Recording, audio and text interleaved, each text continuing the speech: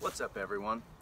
This is my second video during the COVID-19 crisis, and I couldn't think of anything else to do. Well, I have a pile of things in the corner of the house.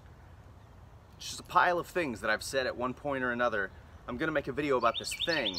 In my mind, it's gonna happen this weekend, and then months go by, so they just accumulate. These ideas in physical form accumulate into a pile. So today, without any original ideas, I pulled something out of that pile. And I want to recreate for you my experience with this. It's a telescoping baton. These had a viral moment online, I want to say like 2 or 3 years ago, for 7 seconds, which shows you how on top of trends I am. And I think at that time, these were selling for really cheap, like $4 online. And there were singles and doubles, and what I mean by that is you could get this telescoping baton, this length, or you could get a telescoping bow staff. And a little viral video went around online of people like jumping in the air and doing kung fu moves, and this thing would just spring out of their hand like magic, and they were marketing it as an actual self-defense device. So I saw the video and I immediately recognized the technology, which was essentially a magic trick. This is like spring steel or spring aluminum, I'm not sure exactly, I would guess aluminum. It's extremely lightweight, but it has a lot of spring action, like it has a lot of force. And I mean, I'll get to this, but it's hard for me to even close this thing once it's deployed. So I have seen this in a smaller form as a magic trick that you buy for like $4, you know, at a magic shop, and it's the suddenly appearing magic wand. It's the exact same technology, they've just scaled it up to a larger size. And so when I saw the video, my initial thought was, having seen those magic wands and having felt them, that's not a self-defense device. Like the first time you try to hit something with that, it has no lateral rigidity, it's gonna snap over. That was my assumption. And so I thought, okay, it's cheap, it's like $4, I'm gonna order one, I'll make a video about it and tell everybody that it's a piece of shit. So I ordered it back then when it was actually relevant. I took it out of the package, I deployed it, and again, I bought just the single. I guess maybe this was like $2. They were both pretty cheap, but I bought the single instead of the double. First thing I did was take it out, deploy it. Wow, I'm amazed. It even has sparkles on the handle. I don't know if you can see this. Look, it's like slap bracelet. It's like a leftover uncut roll of extremely springy aluminum that they had originally designed for slap bracelets. So I deploy it, I'm amazed. Look at it. It's actually got a pretty solid little tip. Ooh, you took a tumble. Are you guys okay? Ooh, the wind just blew you right over. Hope I didn't lose you. Anyway, where was I? Yeah, so it has a pretty heavy little metal tip on it. And so it feels like it creates quite a bit of centrifugal force, but that's also its Achilles heel. So I deploy it for the first time and I think, oh shit, this actually has some weight to it. I'm amazed because of this heavy tip, and it's on the end of this really long, lightweight shaft. I mean, it feels almost like a golf club. That's how it feels in your hand, like swinging a golf club. And I thought, well, this actually might be good for one hit. So the first thing I did was try to hit the back of my couch, like the top ridge edge of the back of my couch. And this thing immediately snapped over, just cracked in half. So I said, okay, and I tried to, you know, when you pick it up, it's not permanently damaged. Once it cracks over, it kind of has enough spring action to it that it just sort of ravels itself back into some semblance of what it's supposed to be, and then with some tender loving care, you can get it back in order. So I did that, I got it back in order, I figured out, okay, this thing's not permanently ruined, and then I went to close it, and the reason I'm wearing gloves right now is the end of this thing is extremely thin aluminum, or metal, steel, something. And it's not, like there's no rubber edge or protective coating on it.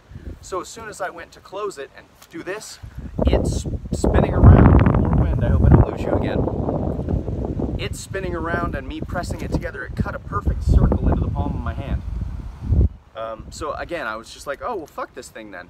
Pardon my language, sorry grandma. So, you know, this thing's a piece of trash, so I just threw it in the corner of the room and I was like, I'll just make a video about it someday. Well, that someday is now, when it's completely irrelevant, but I'm bored at home. So here we are, together. So again, I pulled this thing out of the pile about an hour ago, and I thought, well, you know, I haven't picked this thing up since the original time I tried to test it, and it cut a circle in my hand, and I got ticked off and threw it in the corner, never thought about it again. So I deploy it again today. Ooh, ah, wow, it's a surprise every time. That's the one thing it has going for it, surprise. And again, I was holding it in my hand thinking, oh, you know, actually, this has a little weight to it. This has something on the tip of it. And I'm thinking along the lines of at this point I know that it'll fail if you hit something hard. But now that I'm thinking about it, I'm giving it the benefit of the doubt, and I'm thinking of the concept of a glass sword. And anybody who's played old school RPGs knows a glass sword is a sword that breaks maybe the first time you use it, or maybe the first or second time you use it, but it hits for a lot of damage, and it breaks itself in striking the enemy.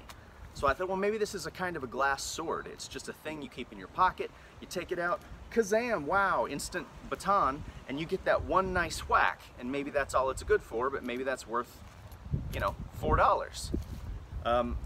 So I start swinging it around the room, and I happen to have a package of toilet paper, which actually is relevant. This package of toilet paper is more relevant to our times than this baton.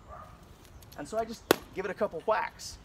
And again, this thing is leading me down its treacherous path of deceit, because I'm whacking the toilet paper and I'm thinking, you know what, that's actually delivering a nice little thump. Like maybe it would be good for 1 or 2 whacks. Maybe you could actually smack somebody in the orbital socket or right on the bridge of the nose, and it would be worth its weight in gold, literally $4. So then at the expense of my toilet paper rolls, I decided to go ahead and give it some gusto. And this happens. You can't even swing this hard.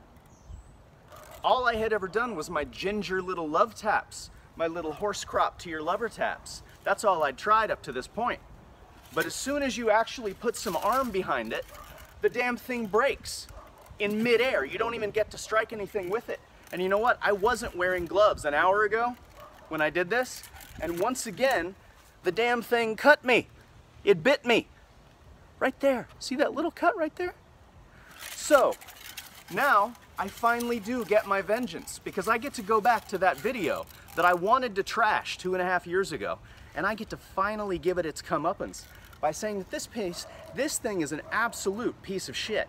Because if you even try to swing it hard, to give it the benefit of the doubt and say, well, maybe the weighted tip might actually strike with some force, it still breaks in midair before it even accomplishes its goal and manages to injure you more than anybody you might have tried to hit with it.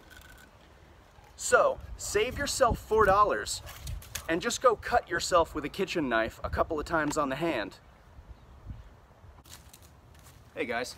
After some additional thought, I realized there were some things that I forgot to say. I got so carried away on telling you my story about my experience with this thing that I really forgot to actually show you the whole point of it. So here it is, and this is what made it so attractive and why it was so cheap. It's just a tiny little spring-loaded roll of metal. You can see the tip kind of poking out there. And then on this side, that's your pin release, and I'll show you how the pin works. It's actually pretty cool.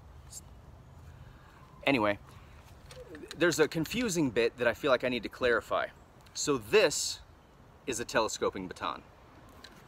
This, as far as I know, is also referred to as a telescoping baton.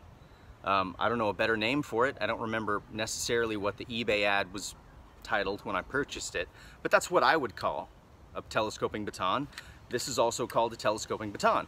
But they're two vastly different things. This is the one that police carry, the one that you can find for closer to $25, $30. And it is actually a real weapon. I mean, it's by far one of the more dangerous and concealable fighting sticks that you could possibly own. I mean, this is the realistic version of a stick when you're training with fighting, whether it be single stick or eskrima or any sort of fighting stick art. Like, this is how you translate that to real-world self-defense, is by carrying one of these telescoping batons. They're very, very dangerous, and they're very real. This, also called a telescoping baton, for $4, weighs, I mean, I don't know how much it weighs. I probably should have weighed it, but it's heavy. I mean, you know, police wear them in dedicated holsters, and if you have one in your pocket or in your backpack, you're gonna know it's there. It's got weight, it's heavy, it's rigid and thick. This is extremely lightweight and extremely small and compact, which is why it doesn't have the same amount of strength, why you can't actually hit anything with it. So, there were a couple of things that I felt like I should have shown you. First of all, the deployment, which is the most exciting part of this thing. So you kind of press up. I don't know how the people in the video, they must have just practiced a lot. I couldn't do it as fast as they could. Whoa, actually I guess I could. See, it surprises me even now. This thing is a $4 surprise, and the replay value is apparently infinite. So when you're closing it, you just have to kind of keep pushing and twisting and pushing and twisting and pushing and twisting, and if you're not wearing gloves, it's extremely uncomfortable. You'll cut the hell out of your hand. And then once you get it down, you reset the pin. So then to deploy it, again, if you're holding it here, you just press on the metal tip, and that causes the pin to drop over. Let me show you again up close. Causes the pin to drop over horizontal, and then it deploys. Look, it's, well, okay, I guess it is getting pretty beat up. Keep using it. I don't guess this would have much of a lifespan. But the other thing I felt like I should show you is, I know there are going to be people in the comments saying, well, once it breaks over, why not just use it as a metal whip, like a weighted metal whip? First of all, it would slice your hand up pretty bad if you weren't wearing gloves. I'm not sure that it wouldn't come back around and cut your throat open. But I'm going to try swinging it hard and get it to break over again, and then see if there's anything I could possibly do with it. Oh, also, just to let you know, I thought about showing you the effect of the real metal baton.